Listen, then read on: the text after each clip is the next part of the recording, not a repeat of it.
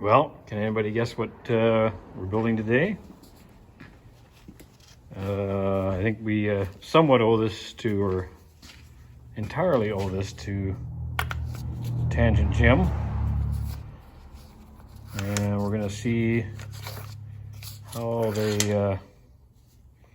these work in plastic. I think the dimensions are changed a little bit, but it's for a specific project here. We got to do a bit of a tune-up job on this fork, except this bronze pin, and we're going to build a new pin. We're going to true up the fork. We're going to get some of that rust off, so we've got some good reference surfaces, and we're going to drop it on the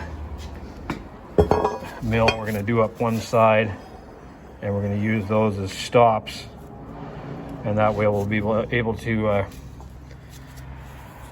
get the two fork sort of slots on the same plane, which of course they'll have to be to accept that flattened pin.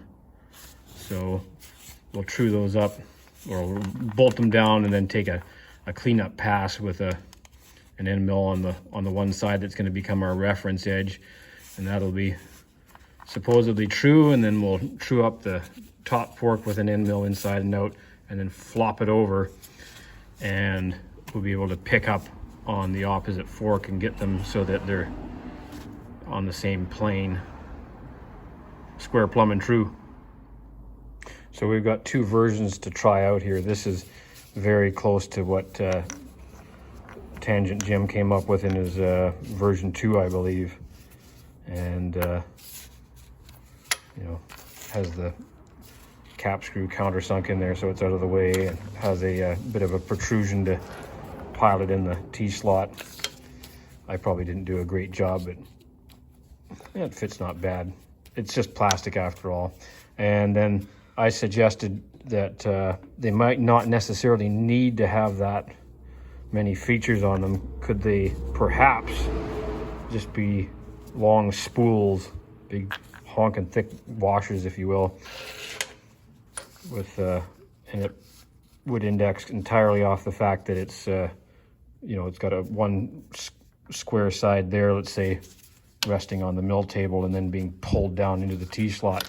Would that be good enough when you install it and tighten it down? How much different are they going to be versus these that are going to index in nearly the same size? I think that was another configuration that was represented in Jim's drawing, something to locate a square part.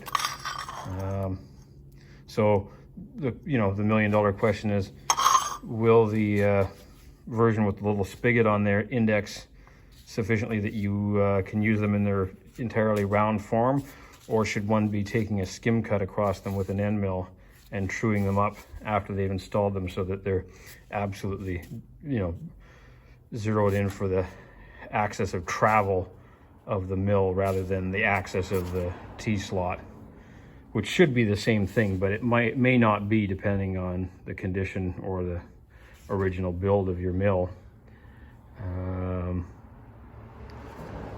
Of course, if we put the reference flat on, or the truing up flat on one side, you'd then have to get that flat reoriented with its partner, so that the flat was not turned one way or another, or just keep cleaning it up every time you reinstall them.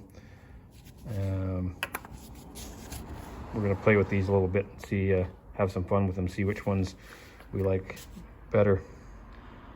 And another thing I've just realized I've omitted from this, and it was on Jim's drawing indeed, was this portion of the diameter was reduced to act as chip clearance, and also it really is the only way that it's possible to true up one side by taking a skim with an end mill without having to dig into your table.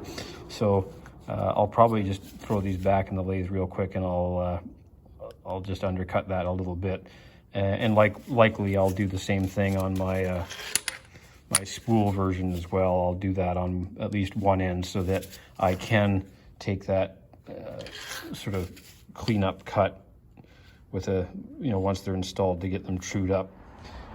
And once we get some of this stuff on the go, that will nearly give us an opportunity to give this here Quill Wheel try for the first time. This product here is called the Quill Wheel. It's made by Tangent Engineering, a man that hopefully you all know, TangentJim. If you don't know him, look up his channel. He's got some pretty nifty stuff on there.